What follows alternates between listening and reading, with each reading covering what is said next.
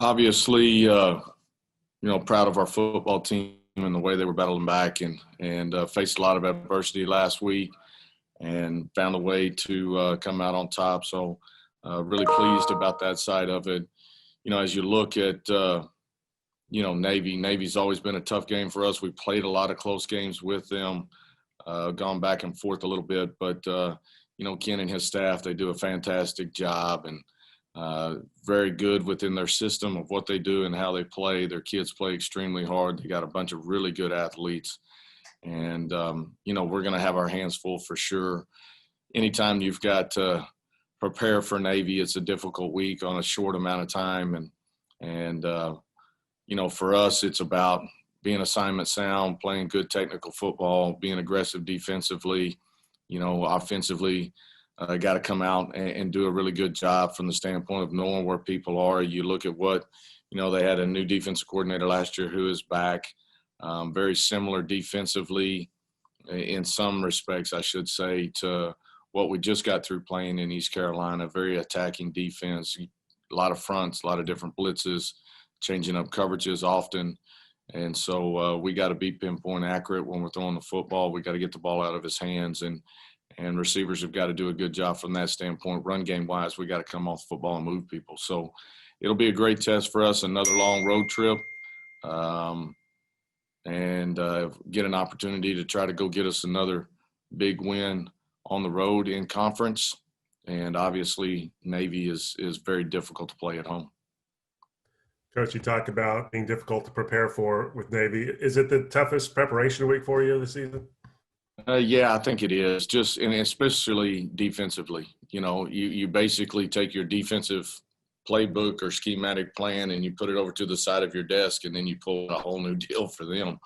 And you try to build off of what you do defensively, but obviously they make you change just in what they do. So it's a difficult week from that standpoint. And then just trying to simulate what they do. It's not like we've got a bunch of option quarterbacks around here, and all those backs and what they do up front from a line standpoint. And so they've got big receivers. Their line does a great job. And then, you got to stop the fullback, and he's a guy that kind of gets everything going, but you got to be assignment sound all the way through it.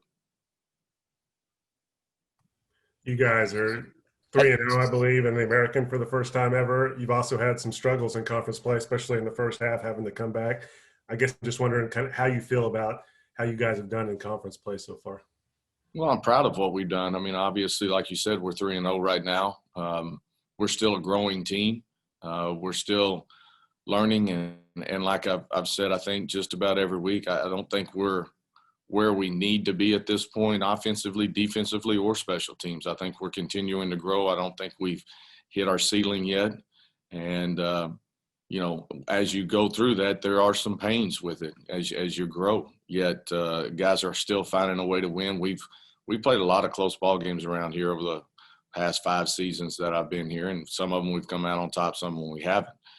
But in our conference, you're going to play a lot of close ball games and finding ways to win. That's the important part. And this senior leadership group and the guys that we got in that locker room right now, they're doing a good job of staying together and finding ways to do that.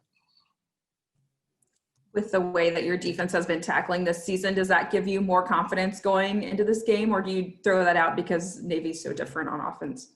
No, absolutely. I think it does give us more confidence.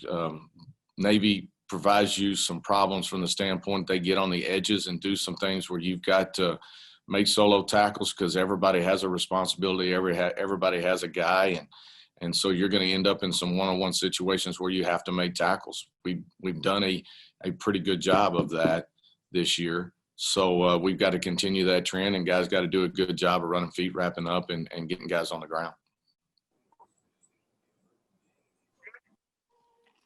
I'm sure you learn each year a little bit more about the best way to defend their offense and also prepare for their offense. So obviously you run a different defense now than you did when you first started seeing these guys, but just how much has it changed, your approach to trying to defend these guys through the years? Well, I think the basis for your approach doesn't change yet. Schematically, you're doing some different things, and it's one of those teams that you talk about kind of throughout the year. And I'm not talking about just the fall. I'm talking about in the spring and everything. And you know they're going to be on your schedule. You've got to play them. And you know, we've had some struggles with Navy. So it's one of those teams that we're always sitting down and reevaluating what can we do better? How can we get our guys in a better position? The crazy thing with Navy, they've been doing it together as a group for so long. There's nothing new that you're going to just surprise them with, right? They've seen everything. And so it's about being able to be really assignment sound, getting your plan in basically a 3-day period. But you got to have some adjustments. You've got to have some counters to what you know they're going to have. And that makes it the chess match that makes it difficult when you're playing them. Do you worry about the accumulation of these long road trips? I think this will be like the third of 1,200 miles or more, or something like that. You know, when you get to the third, and you know, it's in a pretty short amount of time. Are you worried about just the accumulation of that, the, you know, kind of wear and tear, or because you've had a little bit extra time this year and haven't played as many games as you would have by now? You know, do you think you're in a pretty good place? Yeah, I think we're in a better place than what we would have been if we had played all of our games up to this point. Obviously, you know, our road trips have been long, and, you know, it does wear on you a little bit. I think our guys understand that. I think, you know, the early kickoff time on this one is going to be another factor that kind of goes along with that. So, you know, I think, again, our leadership has been good, and we have to continue to lean on those guys to make sure that we're doing everything right, making sure that we're doing everything we can to have ourselves mentally and physically ready to play. And our leadership has done a great job of keeping us in that mode. So I'm not as concerned about it as I have been in years past, but like you said, this is 3 pretty big ones in a row. Who does this offense put the most strain on the defense? Is it the D-line? I mean, they're getting cut every play. Is it those linebackers having to fill gaps and all that? Or is it simply just the defensive coordinator having to try and come up with something to stop this? Yeah, I mean, I think stress on everybody. Obviously, what they do up front, you know, and the way they play and the way they block is not something that you see every week. So, you know, making sure that you're getting your hands down and keeping guys off of your legs as much as possible to be able to continue to still pursue the football. But that same thing goes for the linebackers and everybody else, right? So you're asking your safeties and guys, they're going to be playing probably a lot closer to the box than they normally play. They have to do a good job of maintaining gap responsibility and assignment sound to this. And so as you're playing downhill, you know, so many times you've just got to be so much more disciplined when you play them, right? I mean, at times I'm saying, hey, I think they just handed it, and I want to get in on this tackle on the fullback, and then all of a sudden you look up and the quarterback has pulled it and he's around the corner, or the ball gets kicked to the edge, and now you've been outflanked because you took one bad step, because it happens so fast. And that is such a tough thing to reproduce in practice, is not only option quarterbacks and all the different factors to that, but just the speed at which they play and all of that executes. From an offensive standpoint, puts a little more stress on you guys as well, knowing your possessions are limited. Yeah, it does. And you know, this is going to be one of those games that you are going to be limited possessions on. So we got to do a really good job of taking advantage of every possession that we get, trying to get points. You know, obviously that's the goal each and every week, but you just know you're going to be limited in those possessions and in those amount of plays that you get. And so it gives you a different maybe mindset as you're going in. When you get into plus territory and you're looking at a short yardage situation, you know, it's 4th down. Do you go for it? Do you try to take the points? Do you try to punt and pin them back? You know, all of that part of it comes into play even a little bit more as you face a team like Navy. Really quick, I don't want to steal the spotlight here. So we talk about almost every week trying to limit big plays. Is that still the thought process with this offense, or you don't want them to just 3 yards in a cloud of dust all the way down the field, right? I mean, does that, not schematically, but does that thought process shift a little bit this week too? I still want to limit the big plays because obviously when they get you outflanked or, you're not playing sound enough and that fullback just pops a 20 or 25-yard gain, those plays you can't have. You also don't want to get in that scenario where you're 3 yards in a cloud of dust because they're going to go for a lot of fourth downs. They're built to do that within their scheme. So, you've got to do a really good job on first and second down. Get them in those third and mediums, the third and long situations. And then when you get them in there, you got to get off the field. And that has always kind of been our thought process. And I think everybody's thought process when you're playing Navy is you got to be great on first and second down. And then when you get in those third down situations, you got to find ways to get off the field. You guys have had, going back to something TJ asked you about, and you mentioned, you have had some slow starts offensively so far. Everybody wants to start fast, so I know, you've been trying to do that. But how do you address that when it's been a bit of an issue? Yeah, we had a fast start too. And, when you get into those scenarios, you just got to sit back. And I think more than anything, it's guys wanting to come out and really attack it and play fast and do all of that part of it. And they're pressing a little bit too hard, right? Instead of allowing the game to kind of get into the flow of it and let the game come to you, you're trying to go out and make every play and be perfect on everything instead of just taking a deep breath and letting it come to us. And so for us, it's still our mindset to come out. We want to be aggressive, but there's a way to be aggressive as you start games. Speaking of that, kind of, you guys have gotten behind it by double digits a couple games where you came back and won. What's it say about this team and going forward? Does it get the players and you kind of more confidence if you do fall behind again? Yeah, I think our team's resilient. We've been in that situation more times than probably we want to talk about. And our team doesn't panic. Our team is going to stay locked into our plan and what we're doing, and we got to execute better. But guys don't panic on the sideline when they see us fall behind 3 points, 7 points, 10 points.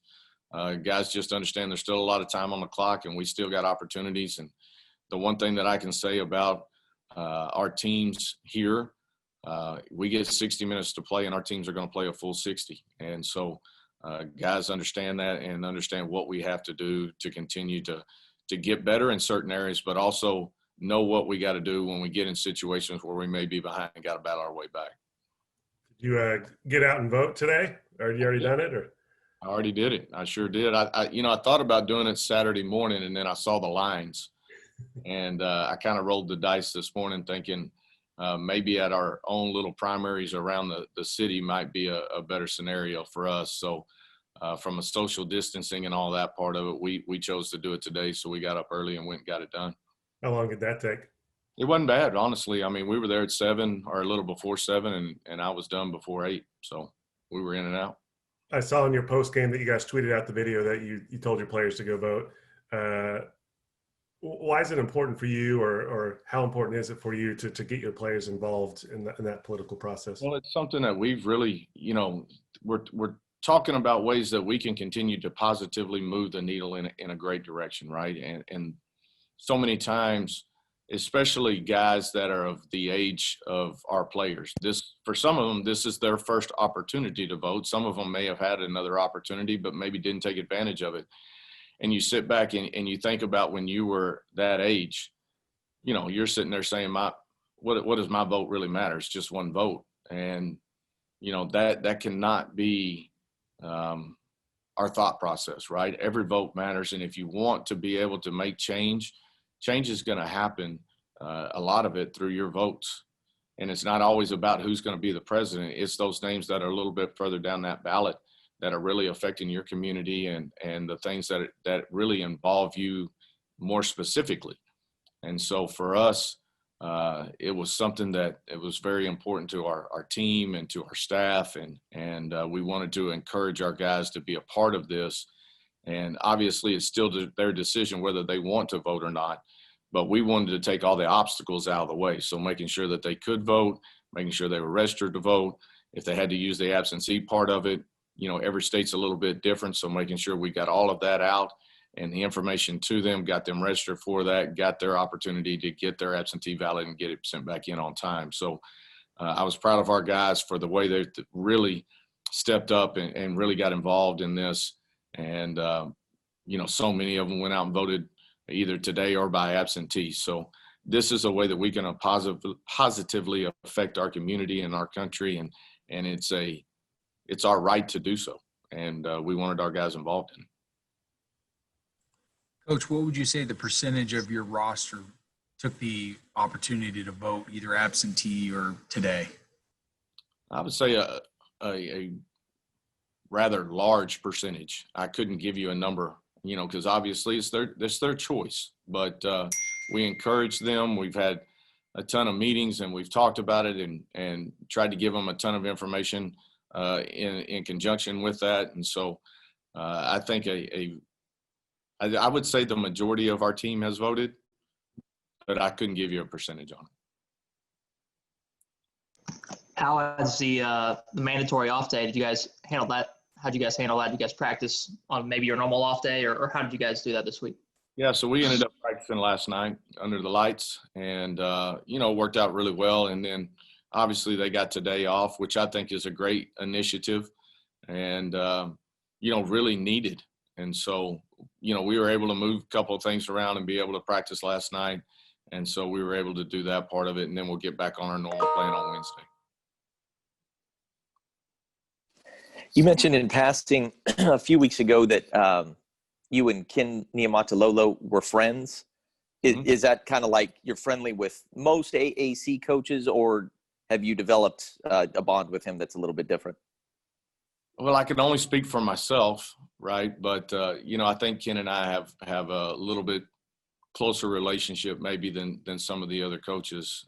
Now, Ken's friendly with everybody, right? So, but Ken and I think we have a lot of things in common, and we've always kind of hit it off. And he's been a guy that you can always talk to and visit with, and he's very close with his family like I am, and so some of the characteristics that we both carry, I think, has allowed us to kind of form maybe a little bit tighter bond than others. And I think now a DT may be able to correct me, but it's Ken and I are probably the longest ones in this conference. So if I was guessing, so just having the opportunity to be around each other a little bit more, and then, whether that's a phone call or a text or whatever it might be, just the opportunity to kind of keep in contact. He's known, I think, for making sure that his coaches go home at a decent hour and can be with their family and things like that. And I know that that's not something that, all coaching staffs do. Is that something, do you mirror his program in that way at all? I know family's a big deal to you as well. Yeah, well, I mean, we're probably different than a lot of staffs, and Ken and I are probably similar in that. We definitely want to make sure that our coaches get to also be dads and be husbands, and we work lots of hours, and this job can put a lot of strain on your family, and we want to make sure that we take time to that we don't, the people that are probably the most important, our best supports, they're always there with you, good, bad, indifferent. And so many times those are the people that we leave on the back burner and we just take for granted. And we want to make sure that we don't do that within our program. And we want to see our families be around, especially before the virus hit. We would have our families up here, the little kids up here running around and being a part of what is happening here on campus with our players. Now the virus has thrown some loops for that part of it, but family has always been one of the mainstays to what we are and who we are, and that part won't change. So yeah, we're probably more similar to that than not. They've increased the speed and size and athleticism on that roster from, before, but how much respect as a coach do you have for what he's been able to do, considering how much is on the plate of those student athletes, and the time he gets with them, and just the body of work, how much he's been able to win, at that institution. Yeah, I mean, they know who they are, right? And they know what they're recruiting to. I think all of us, as we've gotten into this conference, and the conference continues to grow and continues to gain more traction, everybody's had to kind of sit back, look at their roster and say, hey, this is what the trend is. This is what's going on in our conference. And if we want to be able to compete, we've got to go recruit this particular type of player. And I think the conference has helped us do that, but I think the level of competition within the conference is making all of us have to continue to try to step up your game and find ways to match up with the other programs and things that are happening. All right, last thing for me. You guys are in the process of, I don't know, getting over some hurdles that have maybe been a problem the last couple of years. You know, now you've won a couple of close games and you've gone on the road and beaten a, you know, top 11 team at the time, and you're sitting atop the conference. There's like a lot of really good confidence going within your program. And now you go up against this one team that you haven't been able to beat yet, you know, that you see every single year. So do you do any work, you know, on their confidence or trying to get it? Do you think there's a mental hurdle there at all? Or because of some of the experience that we talked about with your team and just the confidence they have going now, are you not that worried about Navy, you know, I don't want to say being psyched out by him, but you know what I'm getting at, just that there would be some sort of negative feelings, you know, towards this matchup. No, I don't think our players have a negative feeling towards this matchup. I mean, I think they look forward to it. Obviously, this is a team that we've been close to but hadn't got on top of yet. But I don't see our players in the sense of, oh, you know, we got to go play Navy and be nervous about that. Our team is excited about it. I think for us, more than anything else, we're focused in on what we got to do to continue to get better, because we're not where we need to be yet. And we're still hungry about driving and pushing towards the goals that we set for ourselves throughout the year. So right now, all of our focus is on Navy. And then next week it'll be on next week's opponent, and then vice versa. But we've got to continue to look within ourselves and make sure that we're getting better every week and not taking steps back. And we've got to stay hungry about what our goals are in front of us and stay focused on that part. I'm sure you have to be, I guess, politically correct here, but how did it feel to be on the winning side of an officiating press release saying they got a review wrong? You know, we've had so many, it seems like, in years past where we've been on the losing end of that, but you guys benefit from a wrong call, I guess, from the AAC.